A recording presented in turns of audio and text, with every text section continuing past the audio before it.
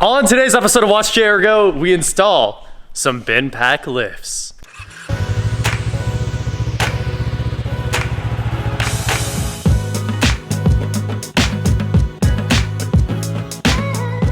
What is going on, guys? I'm WatchJRGo, and today I'm here with Jordan and Eric, and we just made a run to the old Lowe's where he picked up the drill that we expect to drill 48 holes in the concrete.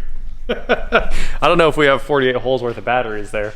And we bought some SDS concrete bits, 3/4 inch, and we bought a chalk line, which is basically everything you need to install these lifts other than maybe basic hand tools and a torque wrench. So today we're gonna come out here, mark out all of our holes, and I think the game plan was better, I think. Personally, the old plan was better. It was to do a continuous curve. We were gonna call it V curve, and all of the lifts were gonna be at an angle, you know, continuous curve. Well, we marked out the entire continuous curve. As you can see, this would have been the middle two lifts would have been here. That would have been one. There's the first mark. That would have been one, and then the next mark would have gone here, and that would have made a nice curve, and then the next one would have gone over here. When we finally marked out the entire curve, there was honestly no way to make that lift work. The side ones only had about 6 foot of clearance to the front wall, which means you can't work on really anything. It was really bad.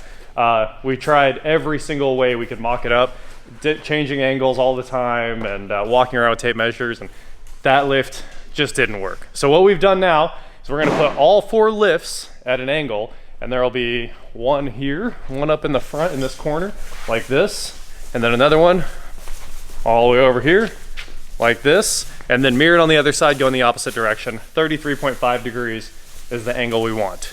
And all we have to do now is draw all this on the ground, then put 2 posts up and start drilling holes. The lifts, of course, are the bin pack XPR 10 ASLP. That is a 10,000 pound asymmetrical 2-post lift.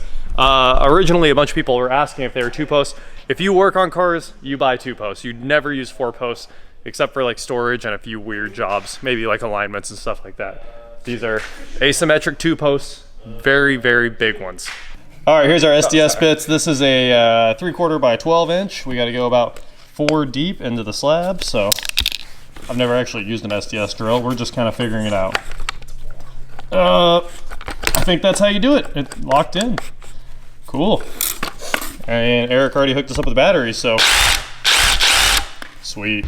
Well, we have spent the last 2 or so hours trying to get these angles correct, and I think we have finally figured out where the lifts will actually go. So if you take a look at that, what we're 24 degrees is what we're going with here. Yeah, 25 sounds a little more even, but we've got 2 chalk lines there. You use chalk lines to actually set the lifts. They have alignment marks, and yeah, that should be it. We drew a perfect square, checked it 100 times with all these chalk lines that are all over the place, and with the diagonals match, so we know we've got a good square and it's straight off the wall. I think we are finally ready to set the first post of the first lift. So it's a little tricky, but we've got marks everywhere, and I think we know where we're putting these. We also took the scissor lift here and went up and looked at it like 50 times to try to make sure that it's exactly right. This should work. 4 lifts at an angle, and they're actually really far apart as well. There's something like 7 foot between them, so there's plenty of walk room, plenty of room to move tools, and you can pull a car in here, and then you can pull a car in all the way over here, and there's 12 foot in front of each lift.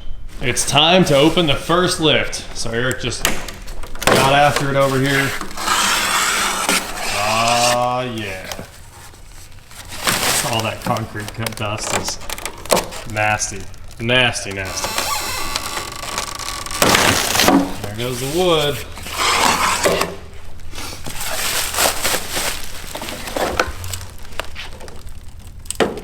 Those are some straps right there. Okay, right there. Stay over here because this side's heavy. Okay, right there, right there.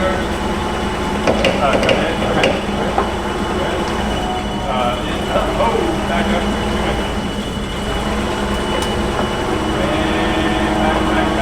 Back. Stop. Okay, go ahead, go up.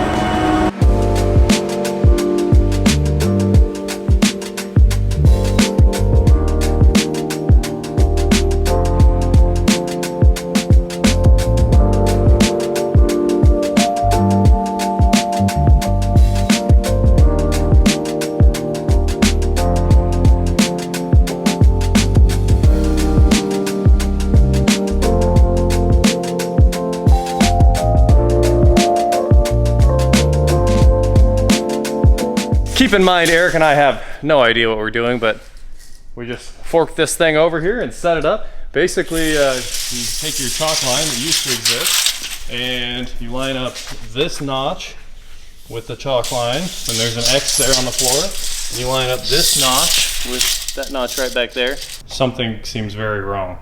That's what I'm saying.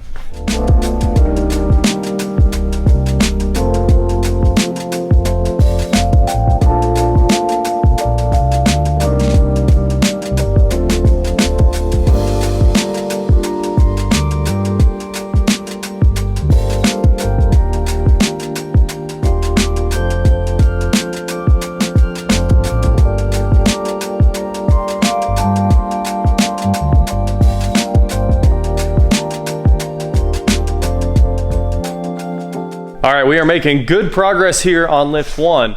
We're just trying to figure out what bolts go in the overhead assembly here. So we've got a couple choices. We've got some pretty long ones with a split lock washer and some short ones with a lock nut. And just looking at this, kind of thinking it's the short ones because there's not a lot of material to sandwich there. So the only other option is that one of those could be used to mount the power unit on the side right here. And those could also be very short. So Eric's looking at the manual, trying to figure out what bolts go where. We've got the posts in the position, and we've got the overhead assembly on there and pinned, so I think everything is where it actually needs to sit to do this correctly. So now we are ready to drill the first holes. We've got the anchors here, we've got the vacuum. Let's punch some holes in this concrete.